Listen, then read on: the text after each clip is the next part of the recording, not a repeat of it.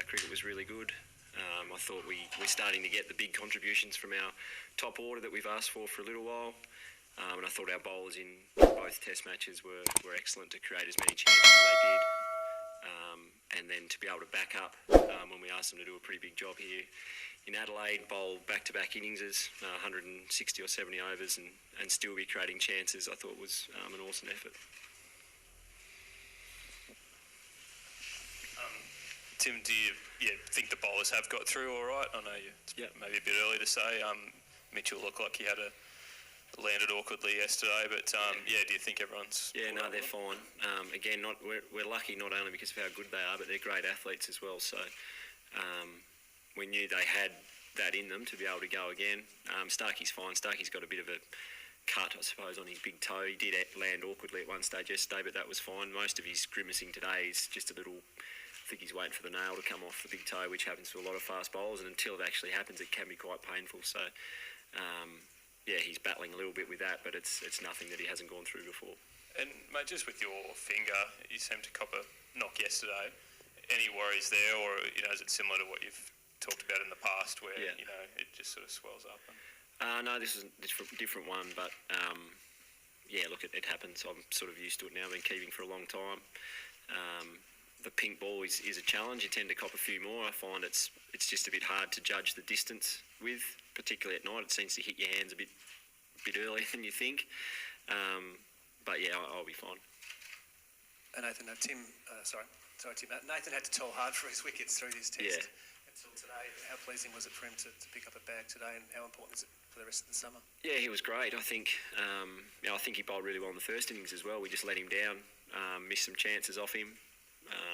I think Lino today turned up and did exactly what we want him to do, and that's take wickets, particularly in the second innings, and win us test matches. And again, I don't think people understand how difficult it can be to get wickets with that pink ball, particularly during the day. And for Lino to still be getting spin and bounce and challenging batsmen at all times and creating chances for our team is an unbelievable effort, and why he's such a great bowler. Tim, just on that,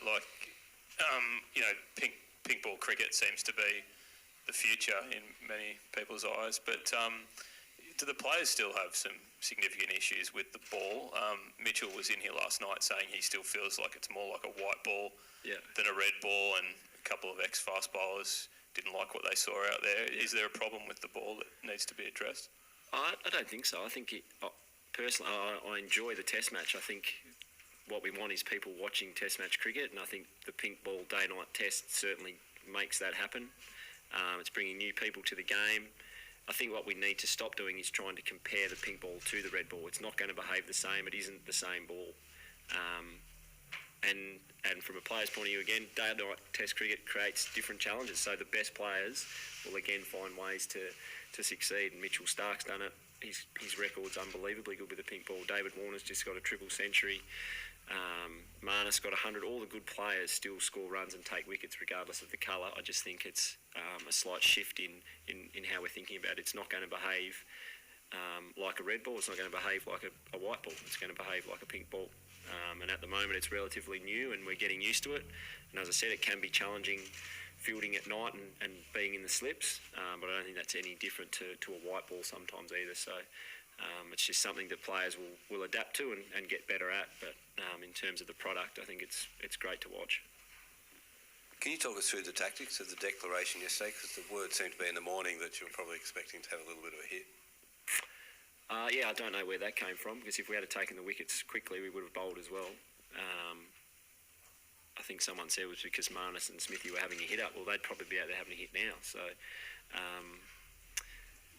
no, we were hoping to get them a lot quicker than what we were. In the end, it became a close one, because had it been a red ball, we probably would have batted again had it been a normal test match. But it took us time to get those wickets. So then the night session was coming again, and we saw a few years ago against England that the game can change really quickly under the lights. So, a lead of close to 300, only a few hours to bowl. We knew if our bowlers could take a couple of early wickets and we get them home, get them sleep and rested, that they'd come back and fire for us today. So it was getting closer to having a bat, but as I said, I think the conditions have certainly favoured bowling at night, and a couple of our batters were pretty keen to keep bowling. Because it looked like David ran off as if he was preparing to come back on. Yeah, I track, think that so was just a bit of showmanship from Davey. I think he That's was unusual, isn't it? I think he was pretty clear that we were going to bowl. Maybe he had to go to the toilet. I'm not sure.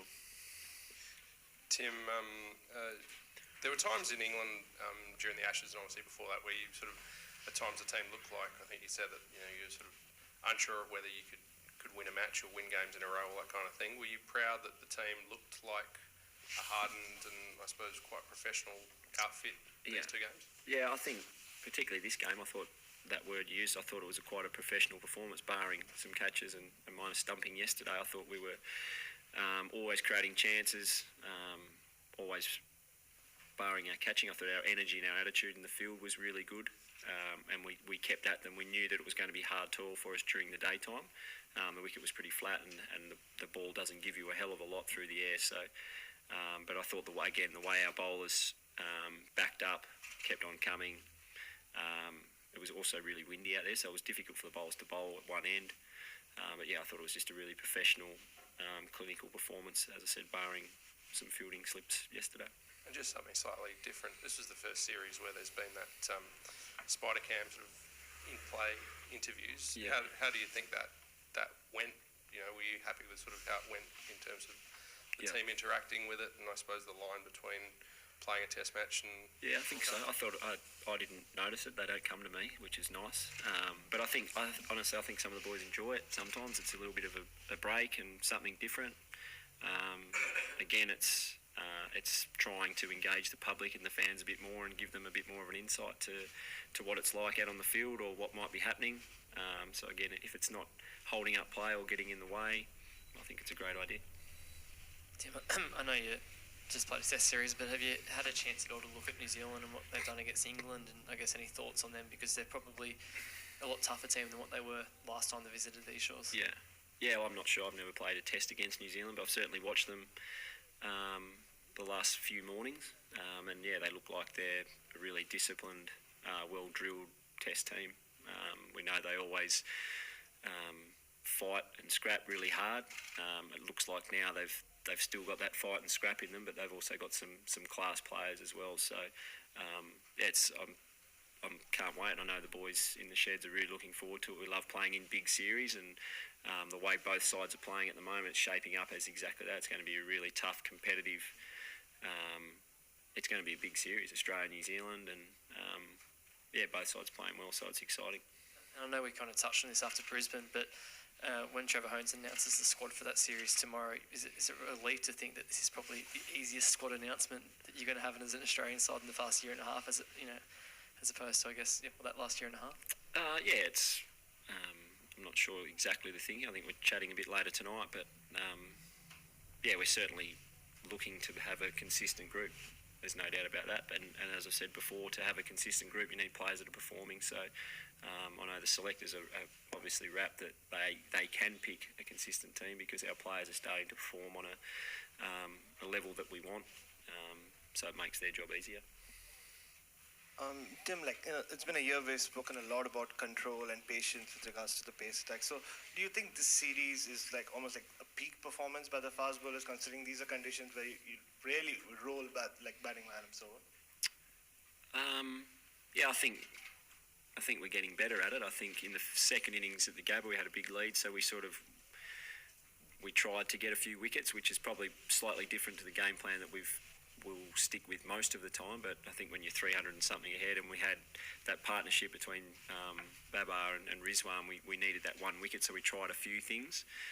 But again, that's a product of playing really good cricket for the other 4 days, is that we were so far ahead of the game that we could try that. But I think we've got a very skillful attack, got an attack with good pace, we've got a great spinner, but at the same time, when you have players that are that good bowling and just giving you nothing and building pressure, at some stage you're going to break teams open. And at the moment, we're finding a way to hold the scoreboard for long periods of time, and then when we take wickets, we tend to take them quickly because of the quality of bowling that we've got. So